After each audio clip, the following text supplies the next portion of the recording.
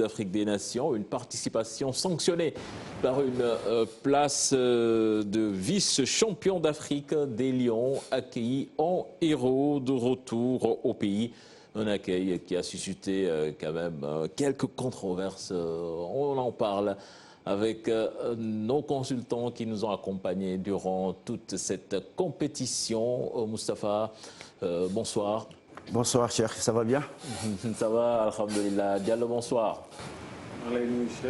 Moustapha, mon ami Tala, donc j'espère que vous avez fini de aussi Tala Fall, bonsoir. Bonsoir, cher Tidiane. Bonsoir, Moustapha, mon ami Diallo. J'espère qu'on va aller déjeuner ensemble après au petit dîner. Pas de problème. Comme ça, on va faire la paix des braves. Ouais. Pourquoi pas, quand même. J'imagine que quand même, la défaite a été bien digérée, même si ça n'a pas été facile quand même.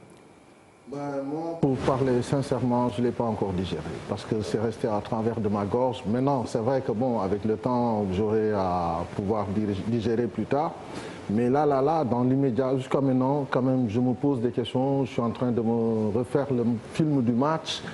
Et même par rapport à l'accueil, tout le tintamarre qui a été fait tout autour de cet accueil-là, bon, maintenant, chacun a sa position là-dessus. C'est clair, quand même, digérer avec... Moi, j'ai l'habitude de dire que je suis un compétiteur. Cette compétition est terminée. Les gens auront le temps de faire l'évaluation, donc une autre compétition va commencer. Diallo, non, sérieusement, fin de tournée, parce que le football gagné, par perte de donc, si tu es au football, dund ko aussi tamit bu jeexee aussi tamit da ngay bàyyi fàtte loolu xool aussi tamit tiire si lii baax ak lii bon ak lan moo dox ak lan moo doxul xalaat li si kanam. di waajal mondial beach soccer. ouais ñu ngi waajal mondial bi actuellement sax maa ngi nuyuwaale sama xale yi donc ak Ngala et tout ça staff bi parce que ñu ngi préparé coupe du monde. Voilà, avant d'entrer dans le vif du sujet, tout d'abord ce nouveau concept du groupe Futur Média qui s'appelle Wadiel Tabaski. GFM donc qui fête la Tabaski avec vous et comme d'habitude vous offre des moutons, tout ce qui accompagne le mouton, des sacs d'oignons, pommes de terre de 25 kg et des bouteilles d'huile. Diallo aime bien ça. Des tissus haut de gamme de Santial Boutique, des enveloppes d'argent de 25, 50 et 100 000 francs CFA, des parures en or de 24 carats et un pactole d'1 million de francs CFA à partager aux 4 meilleurs participants sur les serveurs. Alors, il faudra appeler au 88 628 22 22, 88 628 65 65, 88 628 04 05, 88 628 99 90, 88 628 99 80. Et puis 88 628 76 76. GFM vous accompagne donc et vous offre tous ces cadeaux durant toute cette période de Wadiel Tabaski. Voilà, les Lions du Sénégal sont rentrés à Dakar ce samedi au lendemain de leur défaite en finale. Ils ont été accueillis de façon triomphale, spectaculaire, avec une parade populaire entre l'aéroport Léopold Sédar Senghor et le palais présidentiel. On voit tout cela dans ces deux reportages signés Habib Faye, Pape Faraning et Youssou Baro. Ils étaient nombreux à l'accueil. Des supporters excités ont brandi les couleurs de la nation pour motiver les joueurs.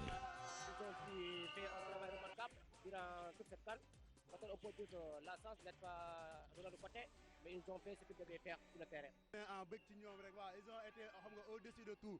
Au moins, ils nous ont fait rêver.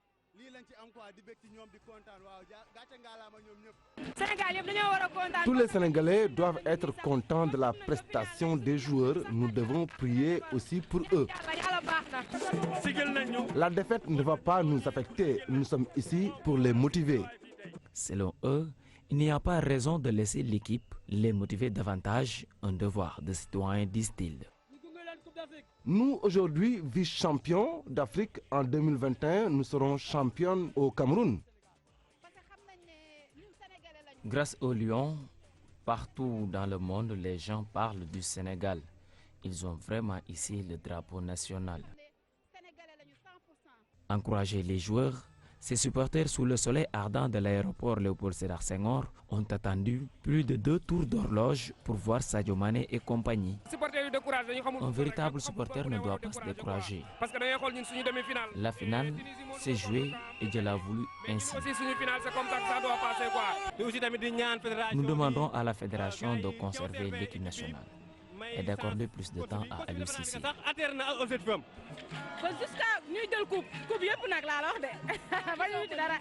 Les Lions ont atterri trouvant devant eux des supporters déterminés, l'équipe du Sénégal heureuse de voir ce beau public arborant les couleurs nationales. Ils avaient du mal à sortir de l'aéroport Léopold Sédar Senghor.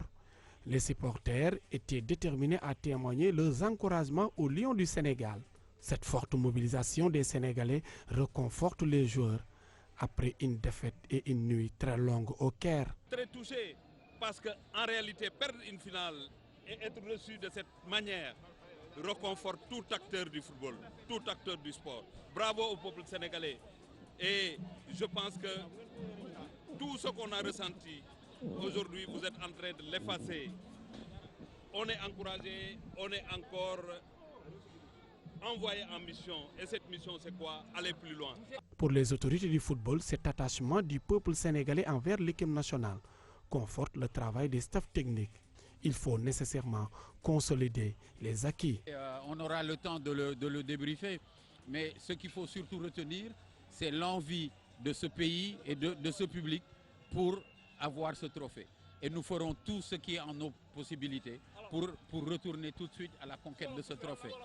Nous aurions aimé descendre aujourd'hui avec ce trophée.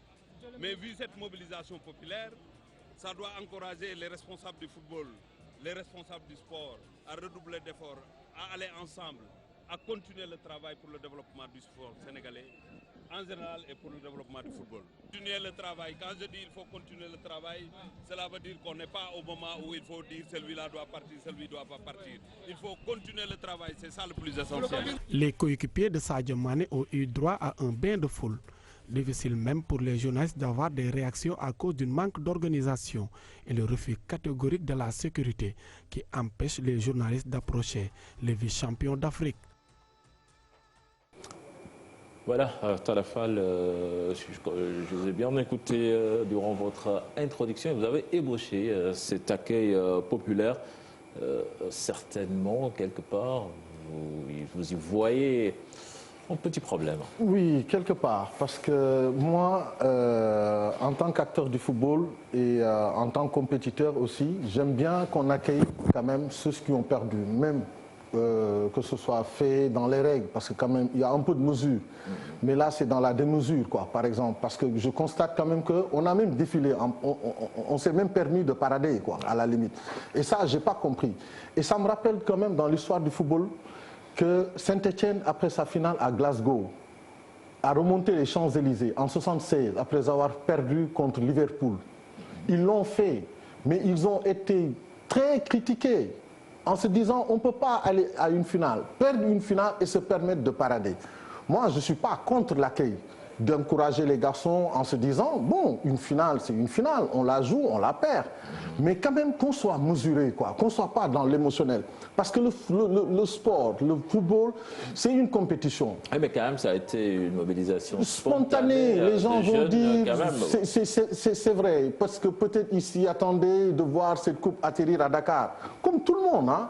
Mais quand même qu'on soit mesuré dans ce qu'on fait. Aujourd'hui, on verse trop dans l'émotionnel au Sénégal. Trop même parfois. Et je me dis, ça ne pousse pas les gens à fournir beaucoup plus d'efforts pour pouvoir conquérir au moins un titre. Parce que si on manifeste de cette façon-là une défaite, moi, je me pose des questions. Un enfant, il faut lui donner le goût de l'effort. Il faut lui donner le goût de se surpasser dans une compétition. Une compétition, c'est pour gagner un titre. Mais je ne suis pas là pour parader comme si c'était moi qui avais gagné la compétition.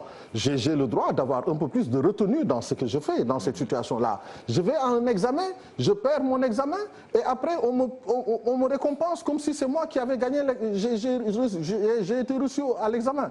Donc, quelque part, moi, j'ai un problème de conscience par rapport à ça. Je me pose des questions. Alors, Moustapha, vous aussi, quelque part, dans cet accueil, vous trouvez qu'il y a un peu de démesure? Bon, moi, je ne vais pas peut-être épiloguer sur cet accueil. Moi, tout ce que je pourrais dire, c'est que nous étions partis à une compétition. Et comme on a l'habitude de le dire maintenant, l'idée de Coubertin est révolue. On ne part pas pour simplement faire de la figuration. Aujourd'hui, l'État a mis beaucoup de moyens dans cette compétition. Donc c'était pour aller gagner et revenir. Mais il faut savoir raison garder parce que nous étions dans une compétition. Il y avait 14 nations qui étaient là-bas présentes. Et au finish, on savait qu'il y aurait seulement une seule nation qui allait gagner la Coupe d'Afrique. Moi, ce que je dirais par rapport à cet accueil, c'est que les joueurs, vu l'accueil qu'on leur a réservé, aujourd'hui doivent se dire que le peuple sénégalais aime le football. Le peuple sénégalais aime cette sélection nationale. Et que ça devrait les pousser à redoubler d'efforts parce que moi, ce que j'ai vu hier, je ne suis pas prêt à le faire. Pourquoi? Parce que, effectivement, j'étais un peu dépité, mais c'est une compétition. On voulait la gagner, on ne l'a pas gagnée. Il faut tirer les enseignements, faire l'analyse qu'il faut et voir là où il faudra peut-être améliorer parce que cette dame coupe, on en a besoin et il est temps qu'elle vienne dans notre pays.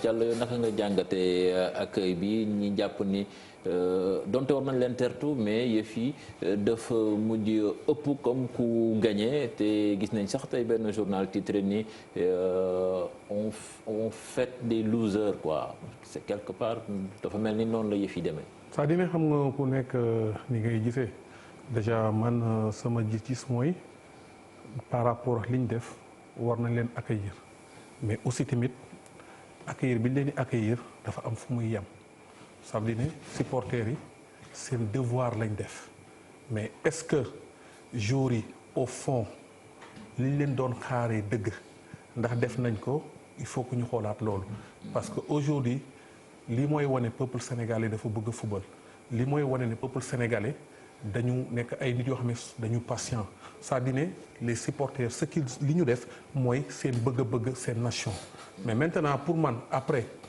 ban lan lañ si war a jàngat mooy jour bi discours am lan la war a wax c'est-à-dire ne même loo fier war nga ne j'ai des regrets lan moo tax andiwuma Coupe d'Afrique du Sénégal parce que aussi tamit accueil bi ñu leen accueillir dafa mel ni tey Sénégal moo gagné Coupe d'Afrique donc ça veut dire ne si côté boobu j'ai dit que les supporters yi li ñu def dañ ko war a def mais joueurs yi seen bopp war nañ am benn retenir war a am ay regrets yi mooy tey jii. mais quand tu trouves que daal supporters yi message bu baax la ñu lancé joueurs yi quoi. pour man supporters yi message la ñu yónnee mais message bi ñu yónnee aussi tamit joueurs yi ñoom ñoo war a conscience si côté boobu parce que aussi tamit supporters yi mënoon leen si bañ a fekk parce que aujourd'hui pour man fête bi ñu feetal.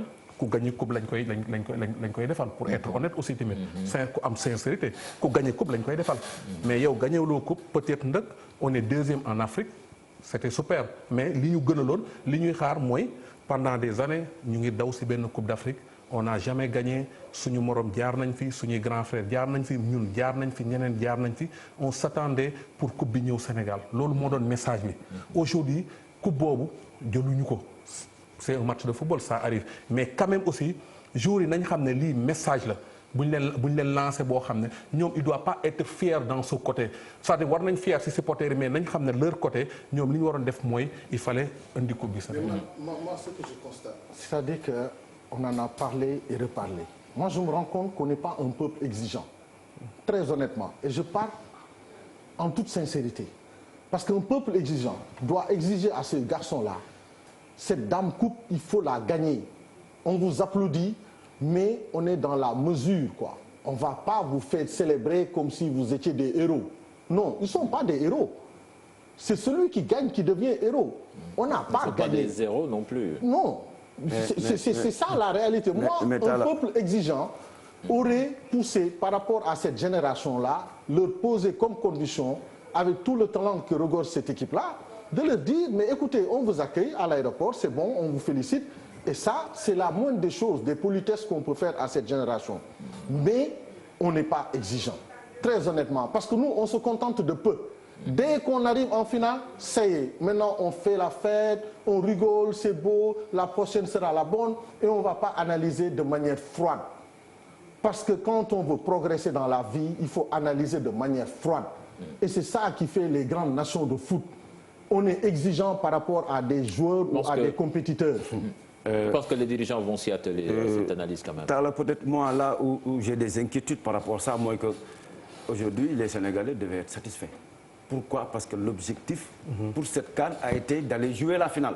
Si l'objectif était d'aller gagner cette CAN... Non, ça quand même, c'était l'objectif que les dirigeants ont fixé à l'entraîneur, l'objectif minimum. Mais quand même, cette Coupe d'Afrique était une demande sociale quand même, il faut le dire. Mais aujourd'hui, est-ce que c'est la demande sociale aujourd'hui qui prime par rapport à l'objectif fixé à l'entraîneur? Point d'interrogation. Moi, je pense que quand on te demande d'avoir 10, tu as 10, tu as la moyenne.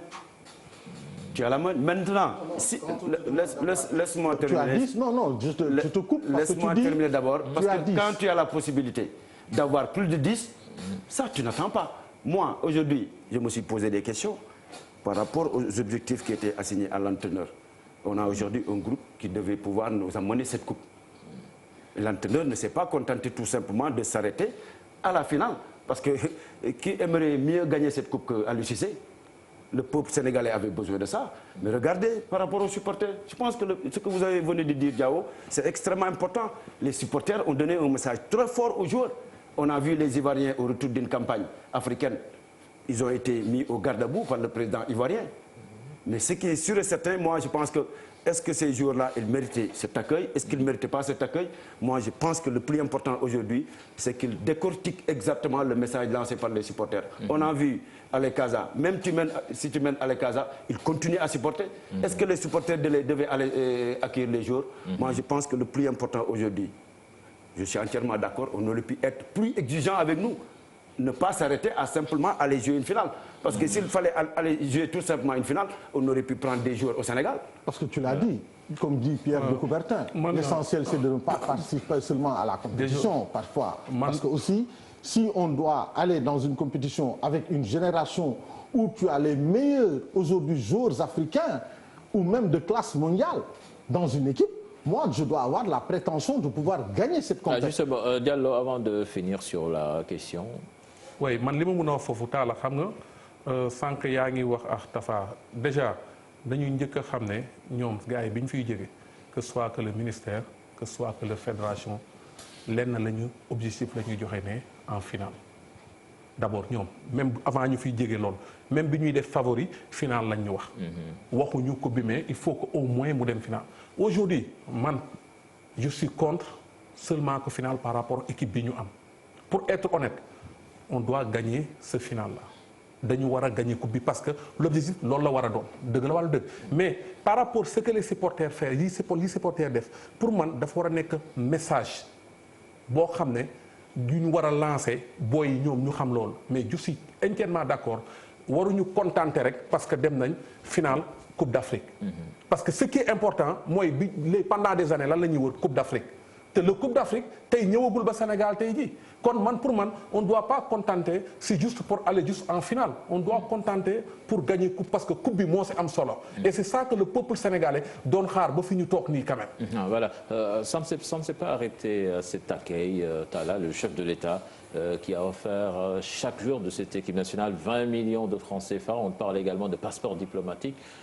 Là également, vous trouvez que la récompense est juste ou bien... Mais non, du tout.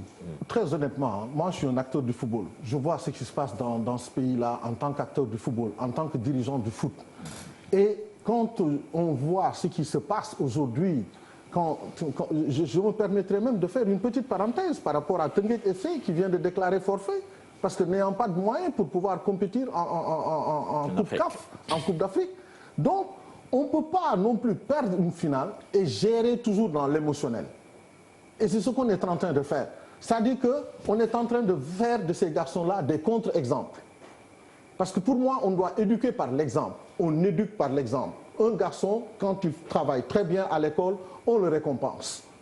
Tu as bien travaillé, tu as réussi ton examen, on te récompense. Et on te fait tous les honneurs possibles. Parce que quand on organise un concours général dans un pays, c'est pour sortir les meilleurs de ce pays. Et on met en vitrine les garçons qui ont des moyennes de 18, de 17. Et c'est pour les amener dans des grandes écoles. Parce qu'ils ont été super performants.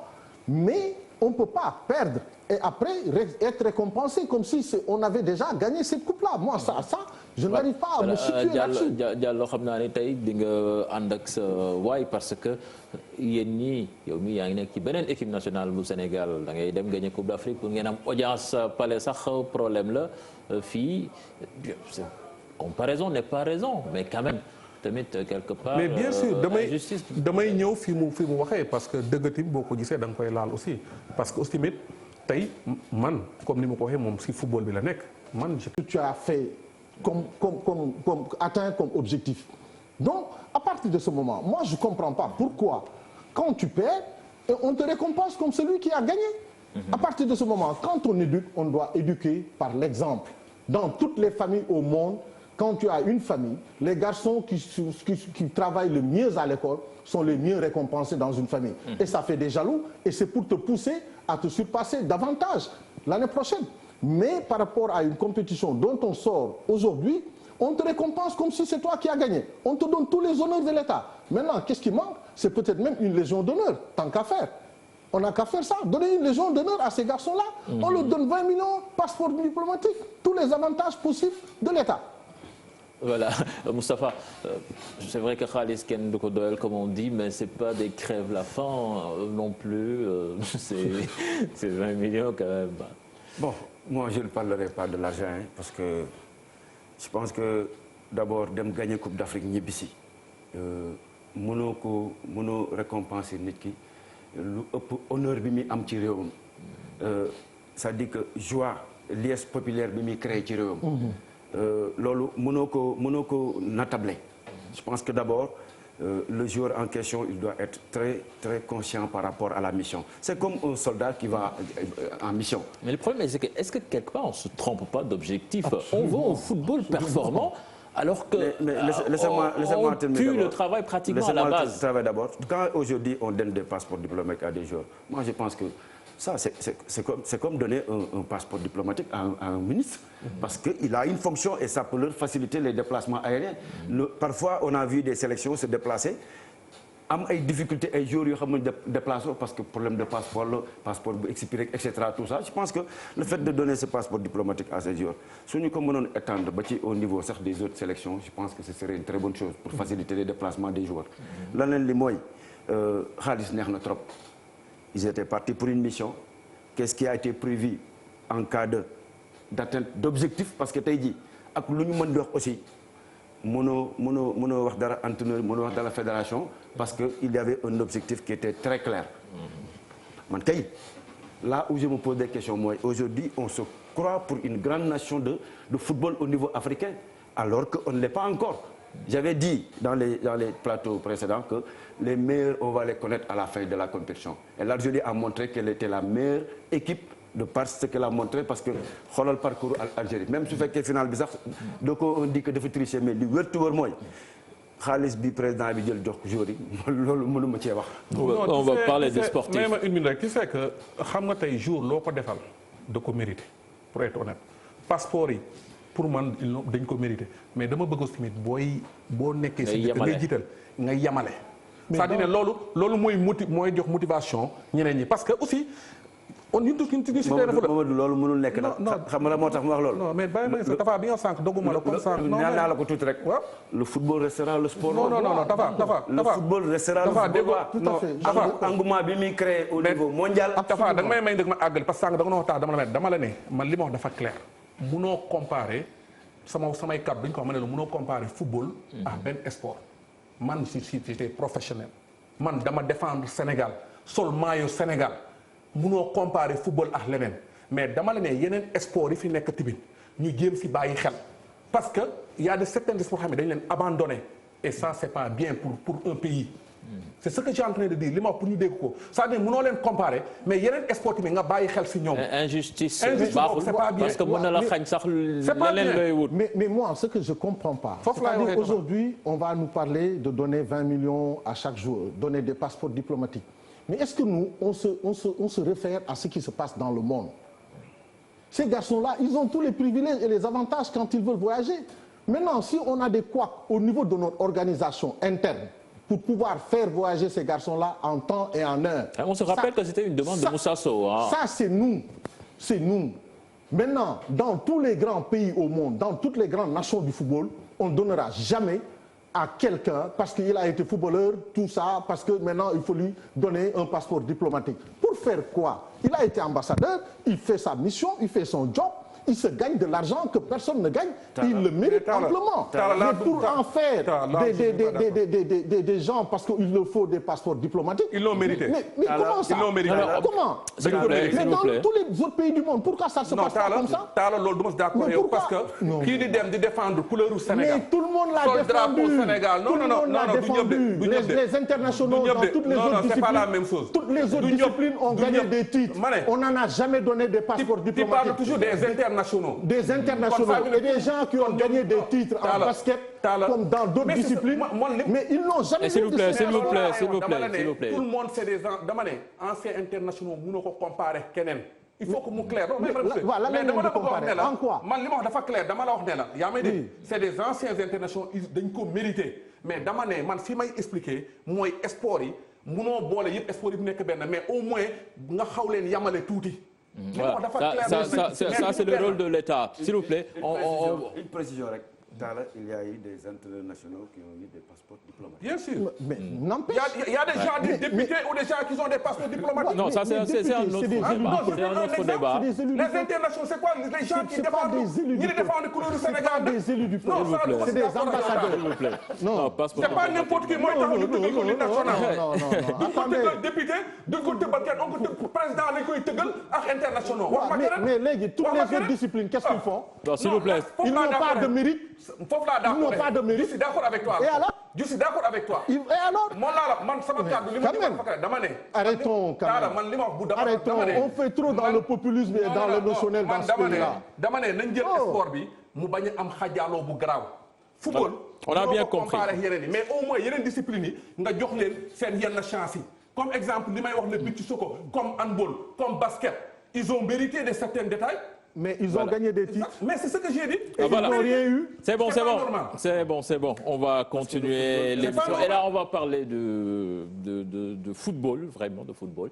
Que dans cette CAN, on a remarqué que la défense sénégalaise était irréprochable avec seulement 2 buts encaissés. On ne peut pas en dire autant de la production en attaque, en déséquilibre qui a eu raison des espoirs de titre de non-Lyon en papier signé.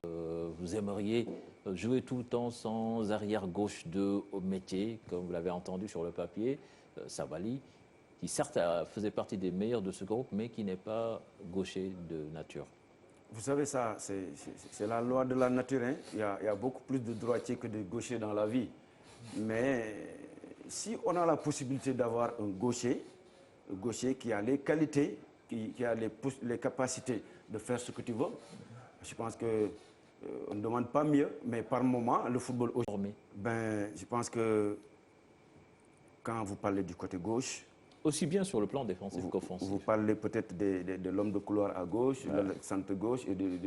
Mais dans une équipe, j'avais dit la dernière fois, si on avait la possibilité d'avoir 5 droitiers, 5 gauchers, c'est l'idéal. Mais regardez la finale. Moi, je me suis posé des questions. Où est Mahrez? Est-ce qu'il était dans le terrain? Sabaly l'a neutralisé défensivement. Et sur le plan offensif, personne ne me dira que Sabaly n'a pas fait un très bon match. Aujourd'hui, si le Sénégal avait gagné, peut-être qu'il allait être nommé homme du match. Mais Sadio Mané à gauche, je pense qu'il est plus à l'aise parce que c'est un joueur de rupture. Mais dans toutes les équipes, si l'entraîneur a la possibilité d'avoir un excentré gaucher, un latéral gaucher, s'il joue avec 2 milieux défensifs, un milieu défensif gaucher et un défenseur central gaucher, on ne demande pas mieux. Voilà. Fall, quand même, vous partagez cette idée où l'entraîneur aurait pu quand même mieux prospecter pour avoir de vrais gauchers dans son équipe. C'est ça. Tu sais, moi j'ai déjà dit ici, il y a 2 ans, qu'il faut faire une analyse. Quand on fait une analyse, je pense que c'est dans tous les compartiments du jeu. Déjà au niveau de la défense centrale, au niveau des latéraux.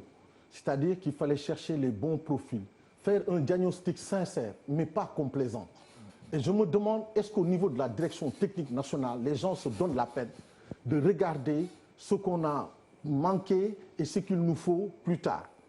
Parce qu'on dit qu'on perd sur des détails alors que le diable... Mais d'autant plus que l'entraîneur adjoint lui-même l'a dit à la veille de la finale, quand il nous dit qu'ils ont étudié tous les détails possibles et imaginables. Le diable est dans le détail. Donc, moi, je me pose des questions. Est-ce qu'il y a eu vraiment le travail qu'il fallait faire de manière sincère et pas laxiste, en se disant, non, on a ça, on se contente de ça. Non, on regarde tous les compartiments du jeu.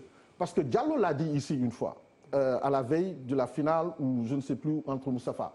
Quand on parlait de la défense centrale, pour parler de Kalidou Koulibaly en son absence, qu'est-ce qu'il fallait mettre? Est-ce qu'il fallait mettre... Moi, j'étais sûr à 200% que c'est Cheikhou Kouyaté qui allait jouer et Salif Sané. C'était des certitudes par rapport au staff technique. Je savais qu'ils allaient fonctionner comme ça. Ils n'allaient jamais prendre le risque de mettre un défenseur de métier. Parce que le garçon n'a pas joué. Donc, pour certains qui l'ont déjà vu évoluer, est-ce qu'il allait faire le poids ou être à la hauteur de l'événement?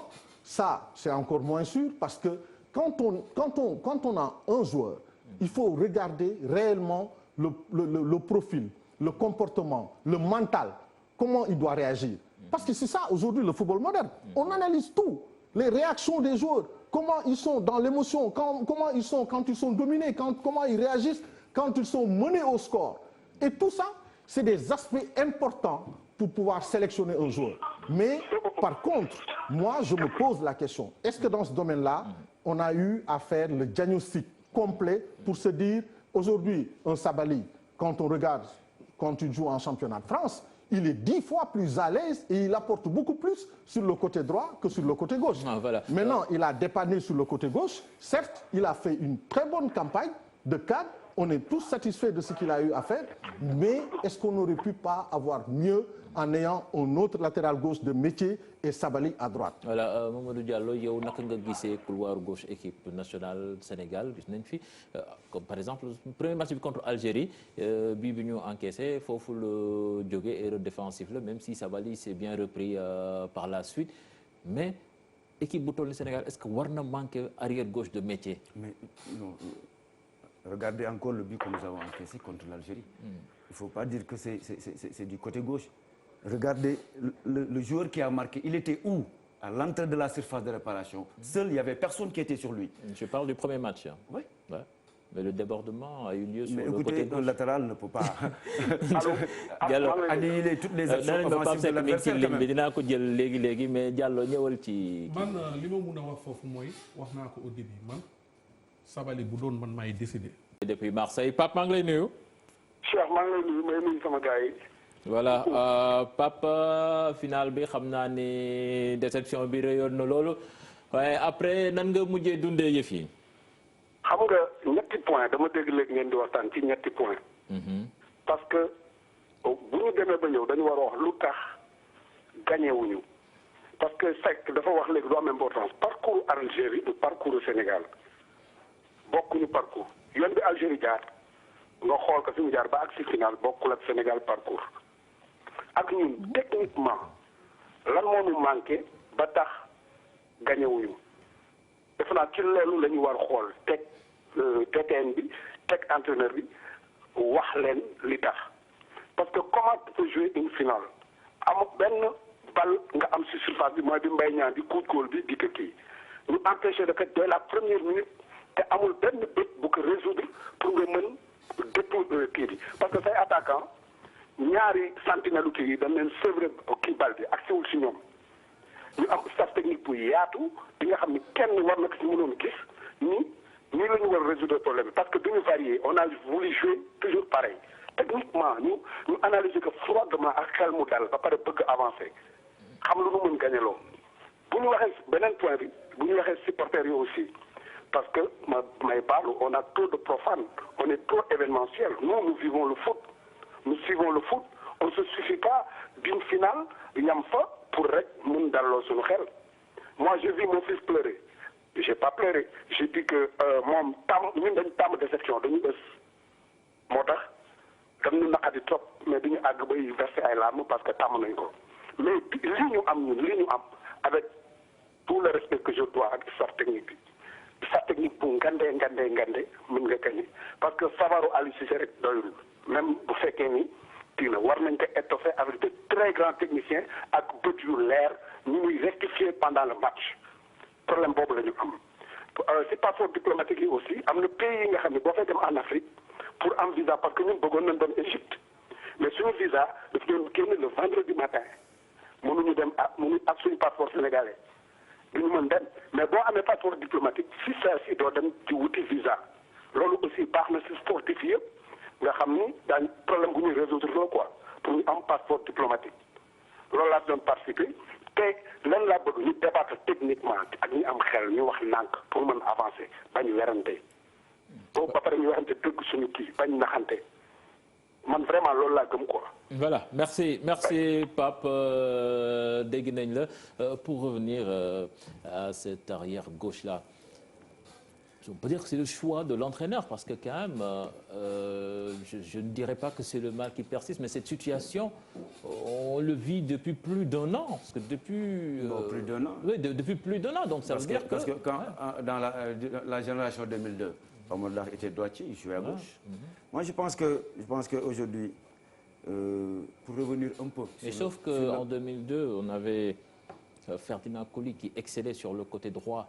Mais quand même, dans cette équipe nationale du Sénégal, certains même se demandent comment est-ce que Sabali, comment est-ce que Gassama a pu figurer parmi l'équipe type. C'est vrai que c'est un arrière droit teigneux, mais quand même, un joueur comme Sabali, quand même, forcément, allait donner beaucoup plus de satisfaction à cette équipe nationale du Sénégal sur le côté droit que sur le côté gauche, comme il le fait en club. Je pense que d'abord, le joueur, il faut le voir dans son poste. Gassama, certains le critiquent, mais depuis qu'il est entré, il a fait de très bons matchs. Il a fait de très bons matchs. Il a fait le job. Il a fait de bons matchs parce que, regardez, quand tu es latéral, tu vas jusqu'à être dernier passeur, parce qu'à lui seul, moi, la certitude est qu'il a donné 3 balles de but. Il a fait 2 passes décisives. 2 passes décisives. La dernière passe de Mbaye quand il driblait le gardien. C'est une balle de but. Pape Abdou Cissé dont vous parlez, son premier match en Ligue 1 au Sénégal, j'étais avec l'AS Pikine. Son premier match en Ligue 1, il a joué une finale. Il était encore junior au niveau de l'équipe de l'AS Pikine. Moi, je pense que, mais si on suit une logique, entre Sané et Pape Abdou Cissé par rapport à ce que Aliou Cissé a fait, c'est pas étonnant que vous soyez sûr à 200% que c'est Sané qui allait jouer. Mais même si c'est Sané, même si c'est Pape Abdou Cissé, je pense que il faut d'abord regarder le comportement d'ensemble de l'équipe. Le comportement d'ensemble. Moi, je dis que nous avons été bouffés tactiquement par les Algériens. On a eu une domination stérile durant toute la partie. On a été bouffé tactiquement par l'Algérie. Il a parfaitement raison, parce que sur 2 matchs de suite, en l'espace de 3 semaines, ils nous ont posé une équation qu'on a été incapable de pouvoir résoudre. C'est la responsabilité de l'entraîneur qui est engagé. Haut et fort que ces staffs-là manquent d'expérience. Ils manquent d'expérience. Et c'est tellement criard qu'en 2017, on a eu le même contexte avec le Cameroun. Ils nous ont posé une équation tactique qu'on a été incapable de résoudre. Ils nous ont laissé le ballon et ils se sont mis à défendre. Alors qu'on avait une très bonne équipe, on a été incapable de réagir, de contourner, de pouvoir trouver au moins la faille.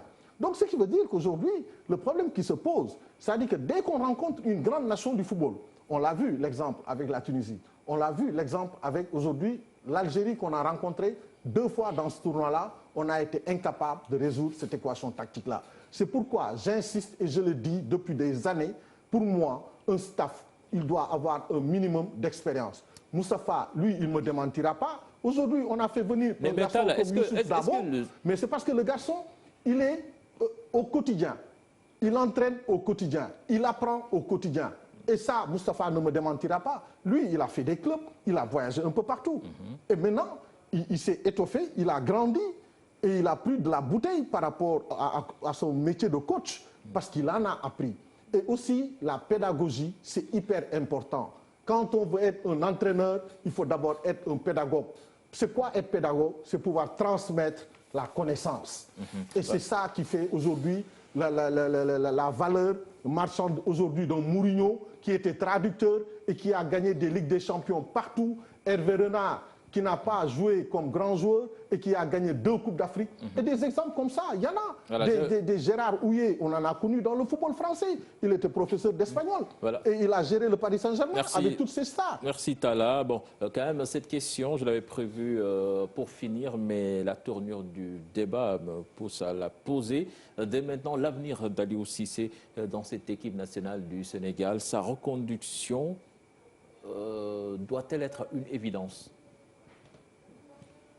Qui répond? Moi, je peux répondre. Je sais que déjà, il a été reconduit parce qu'il y a même eu une augmentation de salaire qui a été faite. Donc, pour moi, c'est quelque chose qui est acté.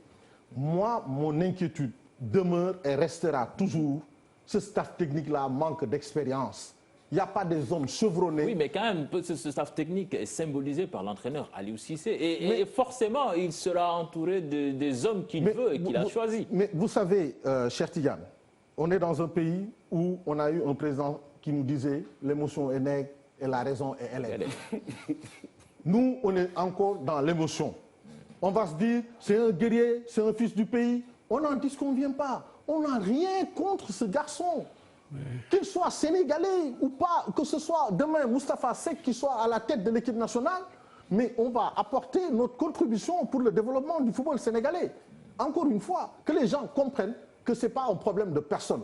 On ne va pas singulariser le débat. Le débat, c'est des problèmes tactiques qu'on nous pose. Est-ce qu'on est capable de pouvoir les résoudre ou pas? C'est ça l'outil aujourd'hui dont on a besoin. D'étoffer ce staff-là, d'apporter des gens qui soient capables de pouvoir relever le niveau du jeu. À chaque fois qu'on nous pose une équation dans un match, à chaque fois qu'on rencontre une grande nation du football, on nous pose ce même problème-là. On nous parlera de, oui, on a eu la possession, mais on a eu une domination stérile, comme l'a dit Moustapha. Mamadou, yow jàpp nga ni reconduction boobu leer na kenn amul lu mu ciy wax quoi, c'est une évidence. Man li ma engage dama koy jëlaat. De 1 moom mooy toog. De 2 amuñu temps mais dañuy changer entraîneur. Ah si, temps kay mënul ñàkkul. temps mënul ñàkk. Non, ça veut dire quand je dis ça, on va rentrer sur les qualifications. De 1. De 2, pour la ñu war ko changer. Amuñu benn raison pour changer. De 1. Non, mais quand je dis amuñu benn raison pour changer ko, déjà mais quand même am nga tegle na ay échec. Non. tegle na ay échec. ay match yu mag yoo xamee ne à chaque fois. Match coupé bi dañ ko gagné. D'accord, ne je le dis et je le répète encore. Souvent bu ñu dajee ay équipes yu mag dañuy éliminer. Loolu man je le dis fii si plateau bi. Wax naa ne exemple des fois xoolal même suñu parcours ñun ni ñuy qualifier ak yenn équipe la ñuy dajeel. Ça je le dis fii si plateau bi. Si biir plateau bi wax naa tamit mooy entraîneur bi nga xam ne moom lañ gën a jox temps aussi tamit que la fédération. Mais aujourd'hui ñu waxante dëgg aussi tamit mais écoute. li mu def ban entraîneur moo ko fi def. non à part Bruno. ki ñëwagul kenn xamul lu muy def non man du ma ñëw si ku ñëwagul man damay xool. mais après 4 ans man lii passé la non xam nga damay xool pendant non taala may m'expliquer après 4 ans waaw non may m'expliquer dama ne. il faut aussi parler de la durée. waaw non moom laa dégg xam nga durée boobu taala. je pense que toog nañ fi analyse yoo xam ne. si tu te rappelles maax yow ñoo toog ak maam Fatou fii. j'étais le première personne bu taxaw ne chance bi ñu ko jox mosuñu ko jox benn entraîneur Sénégal. loolu xam nga man je l'ai dit. beneen bi ma ne. Même fédération bi temps bi ñu amul benn fédération bu ko fi am. ba le permettre na leen am nañ ci expérience bu bari. dëgg la wàllu dëgg parce que yi daan problème yi daan am yi daan manqué yëpp da ngay xool ne yooyu amatuñu ko ci football bi léegi pratiquement yu ci bari bon ça veut dire bu ñu jëlee ci campagne pour être honnête. léegi Aliou Cissé tey man je dis que pendant des années yi ma xam Sénégal nekk footballeur xam Sénégal li mu fi def moom Bruno Metsu amul benn entraîneur bu ko fi def. donc pour lan tey jii ñu war ko jëlee pour génne man je suis pas d'accord de ça. Je suis d'accord ne ok tey jii lii moo ñu manqué nañ jéem a xool li ñu manqué ñu dajale ko liggéey moom si loolu c'est-à-dire comme ce que tu dis augmenter le staff est-ce que comprendre des gens expérience et tout ça loolu mu xel mun na ko nangu mais quant à Aliou mu neex ça c'est lui qui va rester parce qu'il a fait ses preuves aussi. Voilà, Moustapha, quand on pose cette question, bon, il y a une expression que le français appelle souvent le plafond de verre. Ce plafond de verre-là, est-ce que quelque part il ne l'a pas atteint? Est-ce qu'en lui-même il n'est pas en fin de cycle face à son groupe, ou bien vous voyez en lui, je ne sais pas, des motifs d'espoir, d'espérance qui peuvent permettre de sortir un autre discours qui pourra galvaniser son groupe? Bon, moi je vais d'abord dire que j'ai une prérogative ou bien une maqama boo xam ni damay wax naan entraîneur bi war na fee toog ou bien war na. Non, on ne dit pas que war na fee toog wala waru fee toog. On essaie juste d'apprécier. Diaw, may ma terminer s'il vous plaît. Donc moi je dis qu'aujourd'hui il y a une satisfaction moins que en regardant même la finale de la Coupe d'Afrique, on voit 2 entraîneurs africains. Là, on est dans l'émotionnel. Ouais. On est dans l'émotionnel, Moustapha. Non. Si, Laissez-moi terminer. Le football a motul frontière. Parce que moi qui vous parle, j'étais en Mauritanie l'année dernière. Ça dit que lu fi amul nañ ko outil, mais bu fi amee nañ ko jël. J'ai longtemps travaillé avec un président de club qui me disait ça, et cette phrase-là, ça me daf ma neexoon. Lu fi amul nañ ko outil, jéem koo fee am, mais bu fi amee ñu jël ko. Moi je dis que tey jii boo comparé ay Algérie, comparé yenn pays les Maghrébins, mais il y a de cela vers les années 80 ñoom moment boobu lañ doon jouer ak synthétique ñun ci gànnaas bi lañ doon fubal. Aujourd'hui région boo dem terrain synthétique moo fa am. Ils ont dépassé ça. Donc presque plus de 20 ans la am écart suñu diggante ak ñoom. Et malgré tout tey jii ñu ngi leen di concurrencer. Moustapha xam nga lu tax ma lay la question bi parce que fi ñi toog fi yëpp yow yaa fi am expérience entraîneur yor ay équipe te jaar nga équipe yu bare am na équipe yoo xam ne sax yaa fa jaar si je me trompe yow yaa tekki sa ndombo tànkal bopp demal sa yoon. te loolu bi nga koy def waaw déjà fépp déjà loolu moo tax ma lay laaj mais raison yooyu laissez-moi cette appellation Mourinho. Si je parle mon idole restera Antoine Sylvain Sagna qui était le directeur technique de Mbour parce que moo ma xam loo football. lu tax nag ma lay déjà yow yaa doon demal sa bopp si sa propre chef te j'imagine que ci raison yi des fois peut-être da ngay dem ba gis ni ak groupe bi que ce message jàllatul que tu te sens en fin de cycle ak groupe bi mais loolu mën na dal tamit entraîneur bu mel ni Aliou boo xam ne nee na depuis 4 ans maa ngi dem ak équipe bi mais quand on fait un ratio aujourd'hui on a beau parler d'africanité de c'est des entraîneurs africains tout ça c'est bien beau comme tu dis le football n'a pas de frontières donc on peut faire appel à n'importe quel entraîneur. Juste. Ok mais le ratio de Belmadi c'est quoi? C'est en moins de 10 mois. 10 mois, pile poil, il a amené cette équipe-là en finale. Donc le ratio, il est là. La différence, elle est là. Mais ça ne signifie pas que... Non, je veux dire, laisse-moi finir. Ça ne signifie pas que l'équipe qu'il a eue, il est venu travailler ex nihilo. Il a trouvé quelque chose là-bas. Même aujourd'hui, donc... Il a trouvé quelque chose là-bas. Écoute-moi. Quand on parle de longévité, c'est par rapport à quoi? On t'a laissé travailler sereinement pendant 4 ans. Donc, Cheikh Tidiane a parlé de plafond de verre. À un moment donné, c'est parce que Belmadi, il a eu beaucoup plus d'expérience sur un banc de touche qu'Aliou Cissé. Ça, il faut l'accepter. C'est la réalité. Les faits sont là. Belmadi a beaucoup plus œuvré qu'Aliou Cissé. Au quotidien, il était confronté à des situations à chaque fois en opposition et il se disait qu'est-ce qu'il fallait faire pour contourner telle ou telle équipe et tel prochain adversaire. C'est pas sur une durée de 2 ou 3 mois que je prépare une campagne, mais c'est au quotidien, c'est dans la pratique quotidienne qu'on apprend. Et maintenant, au bout de 4 ans... Vous parlez de l'expérience. De l'expérience, et c'est ça la différence aujourd'hui. Même pas. C'est ça la différence. Man gis naa entraîneur boo xamee ne 2 mois la ñëw ci Coupe d'Afrique yor équipe Ghana, si je me rappelle bien, en 2015, c'est un entraîneur bi 2 mois avant Coupe d'Afrique bi la ñëw, mais il est allé en finale. Oui. Bon, des fois circonstances da lay jàppale kii mën na fi yàgg. Mais chef, man ce que man li ma mënul comprendre mooy aujourd'hui si c'est compliqué des fois nga wax man tey Talla Aline li ma ko ñemee wax kenn ñemee ko wax je suis devant la télé que soit que fu ñu toog que su ñu wax man samay moom musuma ko ragal wax parce que man dama gëm li may def mais dama bëgg a wax ne tey par rapport man bu ma xoolee par rapport ak parcours am dama ko fi bàyyi mu toog maintenant nit bu demee ba atteindre palof kii am ni nga ko waxee dem ba atteindre fi mu war atteindre peut-être c'est la personne mooy toog ne man aujourd'hui atteindre naa sama fii damay démission. am na entraîneur yu koy dama la jox exemple mais man personnellement xam nga li ma expliqué man par rapport ce qu'il a fait que ñu waxante dëgg que mu neex que mu naxari quand même il faut que ñu accepter li mu def. mais je suis d'accord mais xam nga encore faudrait-il que xam nga yéen da ngeen li ñuy wax aujourd'hui quand on se parle. on analyse dans la durée. Exactement. Tu sais, un objectif, on se définit des objectifs dans la vie à court terme, à moyen terme et à long terme. Les objectifs à atteindre quoi? Attends, laisse-moi finir. Ok. On a jugé quelqu'un qui est là depuis 4 ans. On le laisse repartir sur 6 ans. Ce qu'il a eu au Sénégal. Aucun entraîneur ne l'a eu au Sénégal. Je suis entièrement d'accord. Aujourd'hui, on va nous dire Bruno Metsu, il est arrivé au Sénégal et il a fait des résultats. Il y a que Claude Leroy et Aliou Cissé qui ont fait 2 CAN au Sénégal. Non, en plus, successivement, je veux dire. Mais li mu def tamit kenn defu ko fi. Non, depuis sax man non. Talla quand je dis baal ma Cheikh une minute. Xam nga li nga wax ni man comprendre naa ko Talla mais xam nga dañ la ne dañ la jox ay objectifs pour mu atteindre ko. Dañuy waxtaan rek.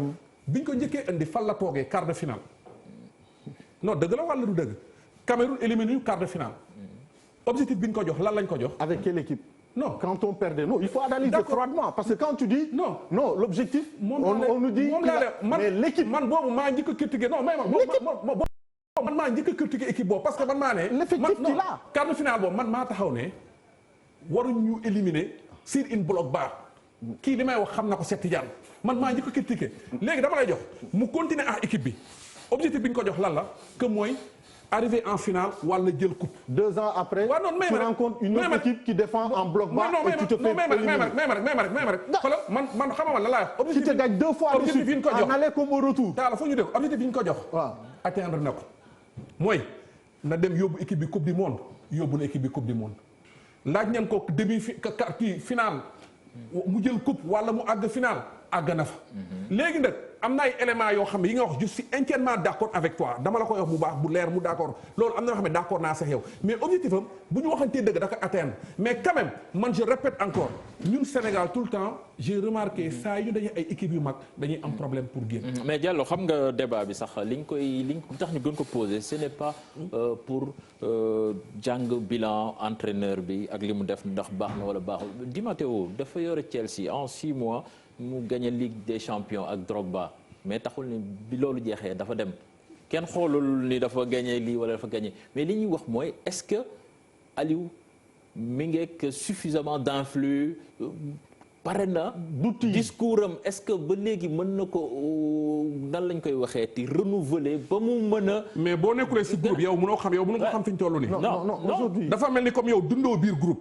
Cheikh li may wax c'est très important. kii entraîneur la non dañuy waxtaan rek. Talla xam na li may wax parce que day dugg biir vestiaire. yaa may dégg gis nga loolu tant que duggoo si biir vestiaire yow mënoo ko xam. c'est bien beau ñu toog fii di wax. mais foog ma dugg biir vestiaire pour mën a xam. mais xam nga ay ñun waxu newul dañuy wax nit ñi lu ñuy def. dañuy soulever ay questions. moo tax ma di ko teg am na ñu ñuy seetaan am na ñu ñuy déglu am na ñu koy vivre. ñooñu ñëpp dinañ xam. soo nekkee ci groupe. di dund. même journalistes yi nga xamee ne ñooy nekk ak équipe nationale bi di ko topp guddeeg bëccëg ñoom tamit dañuy gis. ñëpp dañuy gis ay affaires yoo xamee ne souvent ça s'avère vrai. moo tax nag da ngay xool est-ce que discours bi dina jàll discours parce que gis nañ image bu am solo bi match bi jeexee mu toog ay joueurs am wër ko. ñëpp gis nañ ko bi match bi jeexee muy toog di wax ak ñoom. tout le monde l'écoutait religieusement. question bi ñuy wax nii peut-être que loolu mën na doon réponse. pourtant loolu pédagogiquement. peut-être que loolu mën na doon réponse. non xam nga problème bi mooy on ne dit pas que Aliou doit quitter. non ça c'est pas ça qu'on est en train de dire. dañuy joxe. muy Talla di yow di Tafa ku si nekk da ngay wax sa opinion. voilà mais amul kenn ku fi wax ne daf fi war a jege dëgg la wala du dëgg. ça ku nekk da ngay jox sa opinion li ngay wax ni man d'accord naa sa yow mais dama la ne dafa am certain discours yoo xam ne entraîneur bi moom moo koy xam ak groupe am. mu ngi mel ni comme bi mu jegee coupe du monde. écarté yenn jour li tax mu def ko parce que bëgguloon perte biir vestiaire am. voilà léegi tamit tendre nga ma la perte. moi aujourd'hui ce que je me pose comme question. c'est pas seulement la personne. c'est l'entraîneur le sélectionneur. mais bien sûr. est-ce qu'il n'a pas trop d'insuffisance pour pouvoir mener cette équipe-là au plafond? c'est là la question parce que aujourd'hui si l'objectif. On l'a atteint, il a été ici, il a été là. Non, c'est en termes de contenu, en termes d'expérience. C'est-à-dire qu'aujourd'hui, un professeur, lui, il a été enseignant. quand tu donnes à ton élève une équation incapable de la résoudre, mais tu l'appelles, tu lui dis c'est comme ça et comme ça qu'il fallait faire. Et tu apprends de tes erreurs. Par exemple, moi c'est ça que je me pose. Et en plus, et j'irai même plus loin, je ne parlerai pas seulement du sélectionneur, mais je parlerai même de ses adjoints. Est-ce qu'ils en ont les capacités? Est-ce que c'est des gens assez chevronnés pour pouvoir décortiquer un match et nous donner les bons tempos qu'il faut dans un match? Parce qu'un match aussi, c'est sur le plan tactique que ça se gagne. Tu as beau avoir les meilleures individualités au monde, si tu es incapable de pouvoir les résoudre, tu n'iras jamais loin. Et tout le monde, tout le monde le sait. Il ne suffit pas d'être footballeur, il ne suffit pas d'être entraîneur, il suffit juste d'avoir une bonne lecture du football. Mais dans et de pouvoir analyser. Là, je suis pas d'accord. Mais les gens analysent. Mais le ressenti, il est là. Les gens analysent de manière objective. Mais pas des problèmes de personne. Parce que boo footballulee am na loo xam ne mënoo ko xam boo footballulee y a des pressentiments ni ngay sentir jeu bi y a beaucoup de choses mënoo ko xam ça n'a rien à voir ku football ak ku footballul mais man ce que je veux fi ma mën a arrêter loolu si bu ñu ñëwee tey si kaaw Aliou Cissé man ce qui m'engage je le laisse continuer parce qu'il a fait son boulot man personnel damay wax man li ma intéressé. je suis pas tellement parce que voilà bon Diallo foofu tamit faudra relativiser parce que gis nañ fi ay coach yoo xam ni ay coach yu mag a mag gagné nañ lépp ci àdduna te footballuñ. d'accord ci mel ni José Mourinho. d'accord je suis d'accord Julien je suis d'accord. c'est faut relativiser. mais aussi li ma la wax tamit dafa am. non du am la. lu am non moo tax man la nga relativiser. moo tax man la nga relativiser.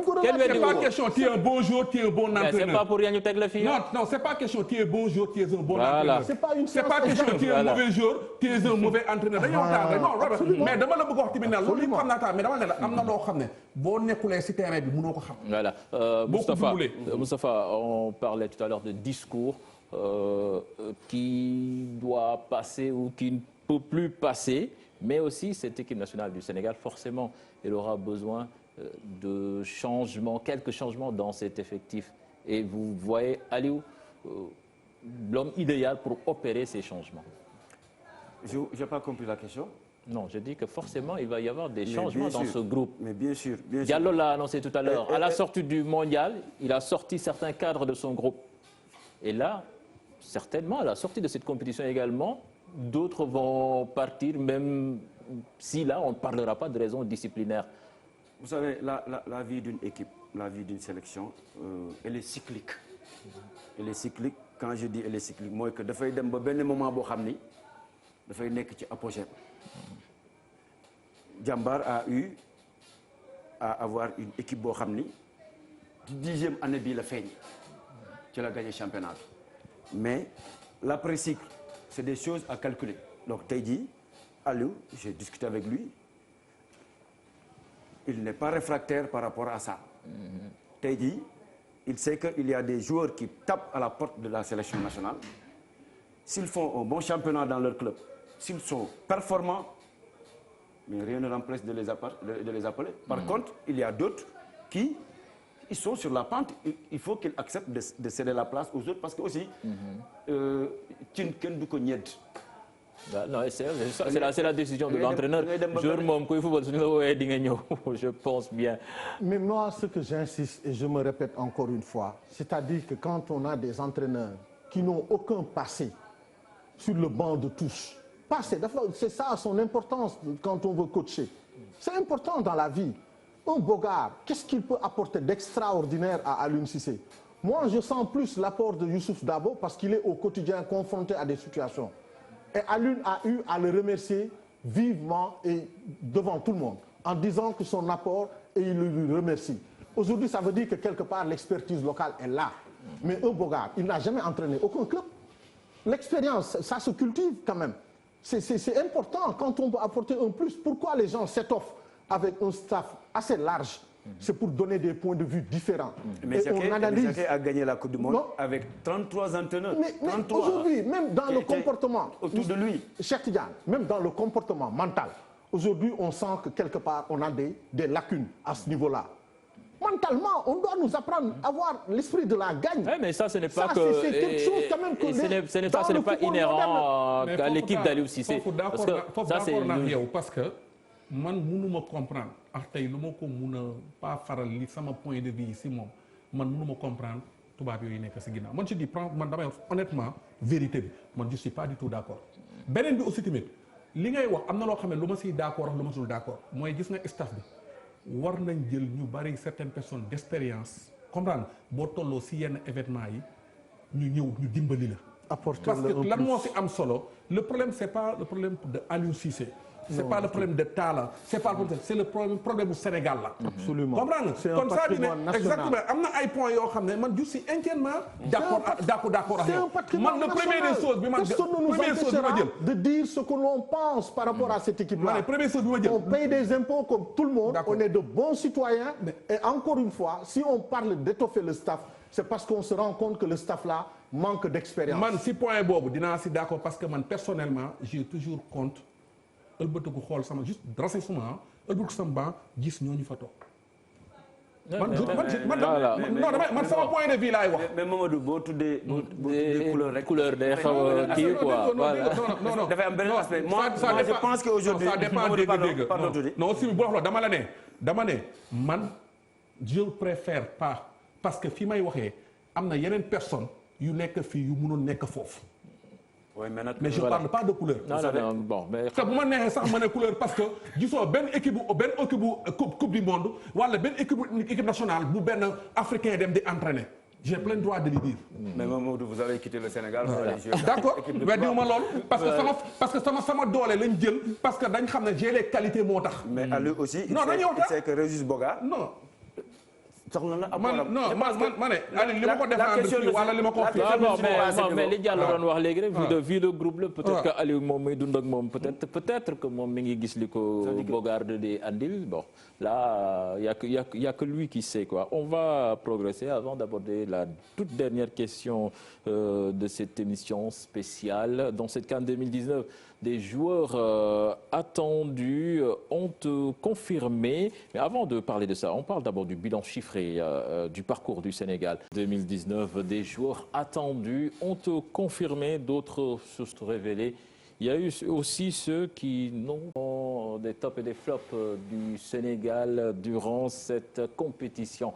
Alors, Talla, d'habitude, quand on revenait de ces, je sais pas, de ces compétitions, de ces grandes compétitions, souvent on parlait beaucoup de la fédération, Augustin démissionne, équipe Dem. Mais là quand même on se rend compte qu'ils sont moins au devant de l'actualité. Ça veut dire quelque part qu'ils ont bien travaillé? Bien travaillé, pour moi c'est gagné. Donc quand on est à la tête de quelque chose, non, mais c'est vrai, parce que c'est pas parce qu'ils ont été là qu'il y a moins de problèmes que tout baigne. Bien travaillé, c'est gagné. Maintenant, ils n'ont pas gagné, ça ne veut pas dire non plus qu'ils doivent aussi rester. Maintenant, il peut y avoir des changements, un renouvellement d'hommes aussi, ça s'instaure. Dans une entreprise, s'il n'y a pas de résultat, on est obligé de changer aussi. On n'est pas obligé de rester à vitam éternel. C'est des gens qui ont été élus. Bien sûr. Non, mais je veux dire que par rapport à ce mandat-là, aujourd'hui, ce n'est pas la demande populaire de dire à ces gens-là, quittez parce que vous avez échoué ou lamentablement échoué. Ils ont un mandat qui est là. Maintenant, il faut tirer les enseignements. Pour moi, c'est ça le plus important. Oui, mais quand certains se disent quand même, mais le président il a fait 3 ou je sais pas 4 Non, ils ont fait au moins 3 ou 4 cadres. Ouais. Si aujourd'hui, on accepte de rester dans la longévité continuelle, en se disant, on va leur encore laisser une autre chance, tant mieux. Si les acteurs du football l'acceptent, mais c'est tout à fait normal et logique. C'est des gens pour qui on a voté. Maintenant, est-ce que le travail a été bien fait ou mal fait, ou est-ce qu'on a répondu à l'attente des Sénégalais? C'est ça la grande question. La grande question, c'est est-ce qu'on l'a réussi avec le potentiel qu'on a, avec l'effectif qu'on a, avec les garçons dont on a dans cette équipe-là? Est-ce qu'on doit se limiter seulement à se dire l'objectif c'était d'aller en finale, on l'a fait, stop. Si c'est ça, c'est reprendre le slogan de Pierre de Coubertin. L'essentiel, c'est de participer. On a participé avec un effectif où on a les meilleurs joueurs africains aujourd'hui. On est la première équipe africaine. Est-ce qu'on a vraiment réalisé l'objectif qu'on s'était fixé? Est-ce qu'on a aujourd'hui le statut réel de meilleure équipe africaine? Ça, c'est des questions qui sont posées. Et moi, la question demeure et donc il faut la poser et se dire quand même que bon, les Sénégalais sont libres de choisir qui ils veulent. Diallo, question pour vous poser quand même parce que c'est inélégant. Ce patron-là, vous travaillez ensemble dans la direction technique nationale. Je comprendrais sorti. Non, chef, écoute, mon mon patron, ñak nek son patron, man j'ai un langage de vérité. Biñ may ñëk fal. Dama doon def commentaire fi télé. Le premier des choses. Biñu waxé dañ ma né il faut que ñu éviter du mom dé dans la direction il faut que ñu éviter yenn débat yi dama né débat yi kenn mënu mako téré parce que sama xalaat lay wax sama xel lay wax bu fekké né lolu moy tax je préfère ñu bañ ma fal j'étais très clair man aujourd'hui maay woon le première personne que répété ko ak ci plateau bi may naan na fi fédération bi jógee boobu fii gars yi kenn ñemewul wax loolu dafa leer nañ mais pour être honnête cette fédération-là a travaillé. Pour être sincère. Moi, personnellement, c'est pas question que je suis actuellement dans le milieu. Changer le langage. Non. Changer le discours. Non, sans discours comme ça. Non, non, Tafa, il n'y a pas de changer de discours. Mais il faut dire au moment où tu as dit non, mais non. Xam nga man li xew damay expliquer li xew. Xam nga tay neex na ku nekk yor sa làmmiñ di wax. Mais man bi may wax boobu kenn dafa ñeme woon wax. Boobu ñëpp dañ tëj seen làmmiñ noppi. Mais Diallo, il non, faut mais pas non, pas s'attribuer ça. Parce que nous tous, on a eu des positions quand même assez différentes. Da nga wax sa opinion. Man damay wax sama opinion. Dama né man Mamadou Diallo. C'est pas question que même TFM bi ma nekk am na loo xam ne kenn du ma ko imposer. Parce que je suis libre. Comme tout le monde. Non, je dis personnel. Dama né sama langage changé wu ma ko. Dama né la fédération là. Ils ont bien travaillé. Dañu travailler lu bari parce que expérience bi ñu am temps bi ñu am moo leen ko may comprendre man personnellement du ma leen bàyyi ñu dem te loolu sax dafa mënul nekk. C'est pas question que parce que je suis rentré sur la fédération moo tax may waxee noonu parce que sama langage dafa leer c'est ça. Voilà Moustapha, le résultat d'une équipe nationale quand même quelque part on peut pas dire que c'est directement tributaire au travail d'une fédération. Bon, moi je pense que si nous voulons juger la fédération uniquement la sélection A, c'est restreindre un peu les missions de la fédération. Parce que bon, au niveau des sélections jeunes, extrêmement heureux maintenant parce que les U17 sont qualifiés Coupe d'Afrique, sont qualifiés Coupe du Monde, les U20 sont qualifiés Coupe d'Afrique, sont qualifiés Coupe du Monde, mais constance bobu, régularité bobu ci grand rendez-vous yi moy permettre suñu joueurs yi ñu commencer am ben expérience pour que heure buñu éggé ci sélection A bi ñu am une équipe parce que bo xolé yenn nation de football ñu en Afrique fi bo xolé ay Cameroun ay Ghana ay Algérie ay Nigeria c'est que c'est une catégorie jeune dañ doon magando tay ji mais dommage on m'aurait dit que tel joueur déjà ci U17 yi signé na tel fële c'est bien de signer mais ils vont peut-être continuer l'apprentissage fort. Donc c'est tout simplement pour expliquer que les missions de la fédération, ça ne se limite pas seulement à l'équipe A. Il est vrai, c'est la vitrine, comme on le dit, mais quoi qu'on puisse dire, moi que Taïdi, si j'avais, on va attendre la fédération au retour, et ils vont faire une évaluation pour donner au moins aux gens toutes les informations nécessaires parce que le peuple a besoin de ça. Mais man, ça me bëgg mooy tey kii ñu gën a dooleel direction technique parce que la direction technique nationale mission ak les moyens qu'il faut du ay millions moo koy def il faut au moins des milliards pour mettre en place une direction technique nationale forte. Voilà, merci. Avant de boucler l'émission Talla, il faut que m'interpelle le Chilolo parce que quand même cette équipe nationale du Sénégal, on en parlait tout à l'heure des primes de 20 millions qu'on sort, mais quand même c'est une équipe qui draine beaucoup d'argent. Se rappelle des sous engendrés du mondial. Et cette Coupe d'Afrique des Nations aussi va générer de l'argent. Mais comment est-ce que dans ce contexte, on peut comprendre qu'un club sénégalais soit forfait à une compétition africaine quand même? Ça fait mal en plus. C'est la honte du football sénégalais. Je pense quand même que ça a été bien calculé. C'était un bon timing dans la com parce que quand même, il fallait pointer du doigt ce qui se passe dans ce football local. Parce que quand on voit, même pour se déplacer, souvent les équipes sénégalaises ont tout le temps des problèmes pour voyager. Que ce soit même dans les autres disciplines. Mais aujourd'hui, ce qui arrive dans le football, C'est-à-dire que même au niveau de la capitale, on n'a même pas un terrain digne de ce nom. C'est qu'il y a des clubs là qui n'ont pas le raison d'exister. Ça aussi, il faut le dire. Non, quand on est un club, on n'a même pas la possibilité en bus pour déplacer au jeu. Ça dit que le club doit exister, cher Diao. Mais Moustapha, moi je dirais que ce club a le droit d'exister. Tu sais pourquoi? L'État avait promis d'accompagner tous les clubs d'élite, avait pris l'engagement du temps de M. Youssou Ndiaye, avait pris l'engagement. Quand un État prend un engagement, il doit aller jusqu'au bout de sa logique. Tous les footballs professionnels ont été accompagnés dans toutes les nations du football. Tous les footballs professionnels, je dis, sans exception. Toutes les grandes nations. Là, vous allez encore très loin. Parce que non, mais laisse-moi finir. Dans mon raisonnement aujourd'hui... On parle de football professionnel. Oui. Mais aujourd'hui, est-ce que les textes autorisent même de faire un football professionnel? Comment? Est-ce que les textes autorisent de faire un football professionnel? Mais parce qu'on l'a dit, il y a des textes. La charte du sport sénégalais, c'est le football amateur. L'État s'est tué par rapport à ça. Non, ça, c'est une question purement administrative. Quand on a créé le football professionnel en 2009, les textes sont là. L'État avait promis d'accompagner tous les clubs d'élite. Vous n'avez pas compris ce que j'ai dit. Non, moi je parle aujourd'hui. Ces clubs ne sont professionnels que de nom. La charte du sport sénégalais ne reconnaît pas le football, le sport professionnel. Mais comment? Il faut une loi à l'Assemblée nationale pour abroger ça, nous revenir encore sur le football professionnel. Mais comment un ministre a pu accepter de sortir un décret pour dire qu'il accepte aujourd'hui le football professionnel en 2009? Les textes sont là. C'est Youssou Ndiaye. Et il est là, il est encore vivant. On ne va pas nous dire que c'est de l'histoire. Non, il est là, il est présent. En 2009, on a créé la Ligue de foot professionnel. Et la Linguère a été le premier club à gagner ce titre avec Amara Traoré.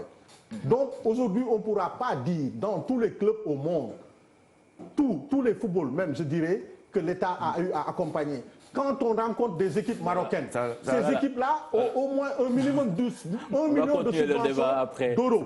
Ça, c'est une autre question. Mamadou yàgg nga fréquenté Olympique de Ngor, xam nga ni ñuy dundee, gis nga viu club yi. Loolu rek di wane ni quand même nguur gi war na jàppale sunu club yi parce que bànneex bi ñu doon wut ñun ñëpp keroog vendredi. suñ doon jàppale gën a dooleel suñu club yi tamit loolu dinañu ko gën a yombal. mais d' abord man li ma mën a wax foofu football professionnel bi ñu tuddee noonu du football professionnel. parce que man je me rappelle j'ai un championnat Sénégal ñun bi ñu nekkee Sotrac amateur la woon te mun nañu wax ne ñun ay professionnel la woon parce que déjà si conditions yi ñu si nekkee ak jour yi conditions yi nekkee du benn. da ngay gis ay club yoo xam ne pour ñu am terrain bu ñuy entraîner problème la da ngay gis ay club yoo xam ne pour ñu fay seen salaire yi problème la am na club yoo xam ne cahier de charge bi.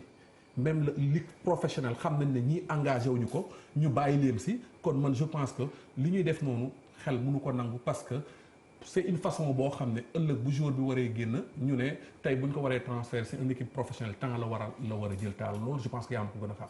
man je suis pas d'accord ñu ne football professionnel parce que dañu amul moyens dañu amul conditions yi boo koy def day fekk nga wane ko. parce que ay équipes yuy am ay terrain yu ñuy loué amuñu terrain de football mënuñu fay seen joueurs yi salaire équipe yi su fekk duñu fay seen joueurs yi salaire. mais Dakar capitale dafa am foofu terrain.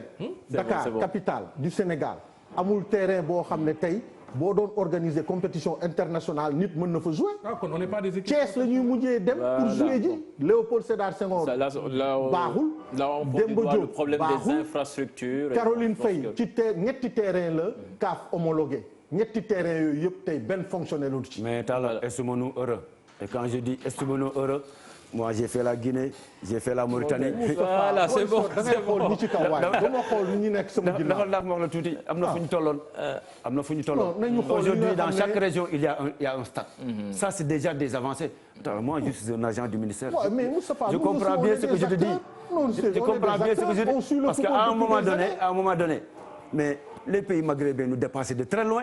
Il n'y avait même pas photo. Il y a des progrès qui sont en train. On rivalise, voilà. Non, arrêtons de nous amuser parce que quand on parle de terrain, aujourd'hui, eux, ils sont même plus en synthétique. Ils parlent de terrain hybride. Raison de plus. Ils donnent 1 million d'euros à chaque club marocain. Si on regarde,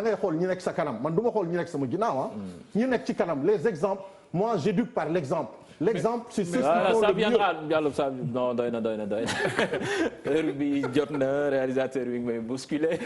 Voilà, c'était tout pour ce débrief. Et vous avez rendez-vous avec Mame Fatou Ndoye. mais xanaa nañ tàggoo. waaw. tàggoo. vraiment xanaa mënuñu nekk si voilà weer lëmm.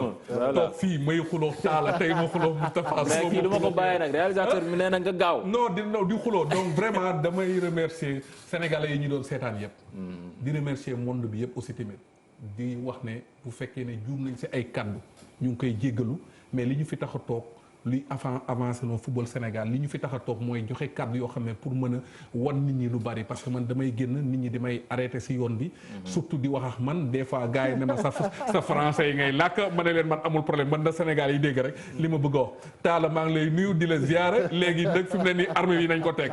Safa yow léeg la ñu dóorante tuuti mais maa ngi jéggalu. Safa après c'est la Mauritanie ou bien. non retour au Sénégal actuellement. Vous êtes rentré. Je suis encore en vacances. non il est de retour. non man maa ngi koy dégg benn club. non il est de retour. Non, je suis rentré parce que d'abord je suis fonctionnaire de l'État, ma disponibilité est terminée donc je suis au Sénégal. Donc on va vous retrouver sur un bon mais bien sûr il faut que ñu delluwaat ci terrain nanti poussière bi. parce que ñun loolu moo ñu dundal. mais doo ma bàyyi ma nuyu sama waa Ngaye. waaw demal. donc je salue ma maman mère Ndeye maa ngi lay nuyu baax. je salue aussi la population sénégalaise qui vit actuellement au Bénin parce que ils étaient fatigués durant la Coupe d'Afrique. Donc Kalmissia et tous les Sénégalais qui sont là-bas. Voilà. Talla, ça va bientôt recommencer pour vous l'Afrique. Il paraît que le tirage sera même été effectué. Ah oui, on va rencontrer une équipe libérienne. Donc ce sera entre le 9, 10 et 11. Et les matchs retour se joueront certainement entre le 23, 24 et 25. Mais quand même, je tiens aussi. Et loolu damay sant. tey li ñu mën a am ci discussion ci événement bi jotoon a am mooy ci Coupe d'Afrique bi di remercier le groupe Futur Média de nous avoir donné l'opportunité de nous exprimer, de parler avec tous les Sénégalais d'ici comme de la diaspora aussi parce que je pense quand même qu'on a bien débattu, on a posé des problèmes, on n'a pas singularisé le débat, c'était pas un problème d'Augustin ou d'Aliou Cissé. Donc c'est pas ça le plus important parce que la sélection nationale c'est un patrimoine et c'est un patrimoine qui appartient à tout le monde. Et vraiment on remercie tout le monde de nous avoir donné du temps et de nous avoir écoutés aussi. Merci. Voilà, merci. Donc retrouvez après le JT de 20h.